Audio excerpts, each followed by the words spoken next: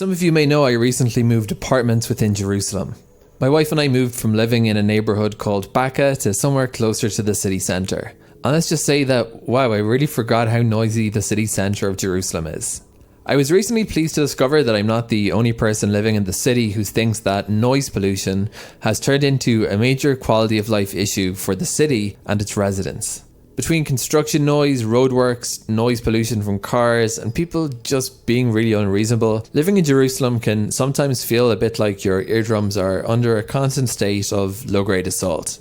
One of the most pervasive and classic Jerusalem noise menaces, however, is that of unnecessary honking from vehicles. If, like me, you come from a country where people use their car horns mostly responsibly, you may be in for an unpleasant surprise when visiting Israel.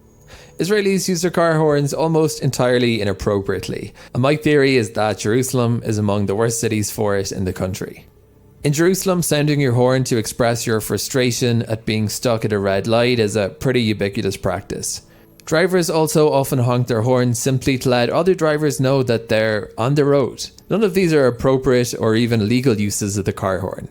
Because nuisance honking is such a pervasive menace in Israel, many are surprised to learn that it's technically illegal and that those who are found to have used their horn inappropriately are liable for fines. The prohibition in Israel derives from Takanot Lemaniat Mifgaim Miniot Ra'ash 1999 Saif 2 Beit, which is part of a set of regulations against noise hazards. The law pretty unambiguously states that it's illegal to use a car horn unless you're in imminent danger. And imminent danger doesn't mean having to have a minor meltdown because you're stuck at a red light slightly longer than you wish to be. So if it's illegal, then why is honking in Israel so bad, especially in Jerusalem? Besides this being a cultural feature, the problem I've discovered is twofold. Firstly, enforcement against this law is essentially non-existent throughout the country and certainly in Jerusalem. Israel police once mounted a campaign to stamp out nuisance honking, but only succeeded in ticketing a minuscule amount of drivers across the whole country. A huge problem with enforcing nuisance honking for law enforcement is gathering the evidence to prove that the honking was indeed unnecessary, and in pinpointing the offending vehicles.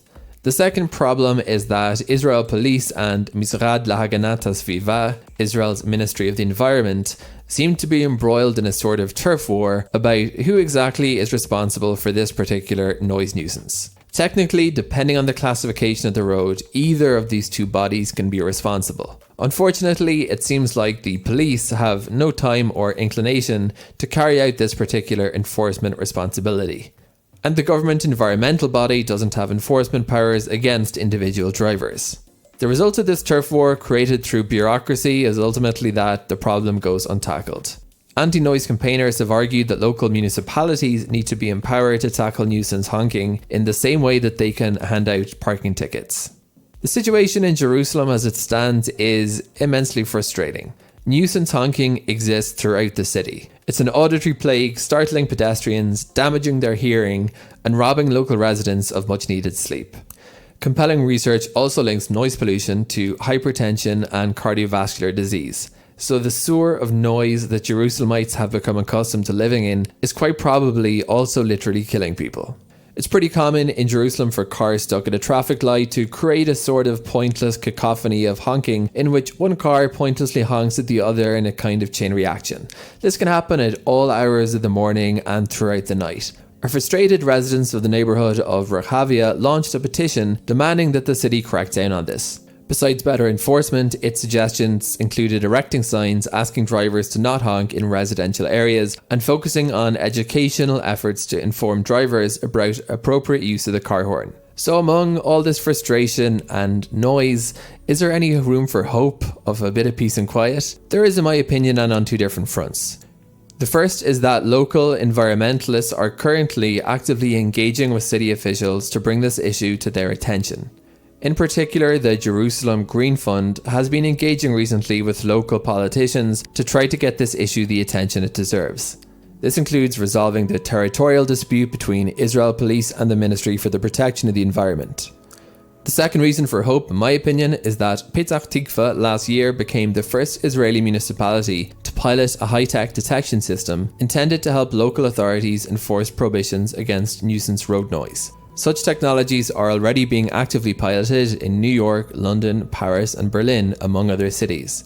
The The system typically consists of microphones coupled with cameras with license plate recognition technology, and Israel tends to do AI tech pretty well. The combination is intended to allow authorities to pinpoint the sources of nuisance honking and then issue them with fines. There are a lot of things that I personally want for the future of Jerusalem. I want to see a more prosperous city with vastly more jobs than it currently offers, a city in which young couples can afford to get on the housing ladder through their own efforts, and one in which young people don't feel compelled to leave because of lack of opportunity.